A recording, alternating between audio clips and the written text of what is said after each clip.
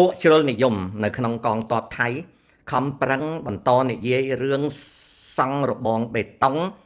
ដោយប្រើថវិកាក្រៅថវិកាជាតិកាពិសៀមគ្មានបានការអីទេអ្នកឯងមិនមែនជាអ្នកសម្រេចព្រំដែនឯកតោភាគីទេទោះបីអ្នកឯងយកថ្មភ្នំទាំងតោនមកធ្វើព្រំដែនក៏ដោយអំពើឈ្លានពានហើយបើសិនរំលោភមកលើបូរណភាពទឹកដីគឺការរំលោភលើសន្ធិសញ្ញាអន្តរជាតិបារាំងសៀម1907ឯកសារនេះអត់អាចបោះបង់ចោលបានទេបើបោះបង់ចោលប្រទេសសែយ៉ាមកាពិគឺជាប្រទេសអត់មានស៊ីវិល័យក្នុងពិភពលោកជាមនុស្សទូរយស្សនឹងច្បាប់អន្តរជាតិនិងជាជនឈ្លានពានលើកម្ពុជា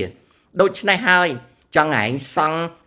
លបងបេតុង800គីឡូម៉ែត្រក៏ដោយក៏គ្មានបានការអីដែរកម្ពុជានៅតែមានសិទ្ធិទាមទារតវ៉ាលើបូរណភាពដែនទឹកដីរបស់ខ្លួនតាមរយៈអនុសញ្ញា1904សន្ធិសញ្ញា1907និងកំណត់ហេតុបោះបង្គោលព្រំដែនបារាំងសៀមដែលជាPVដាច់ខាត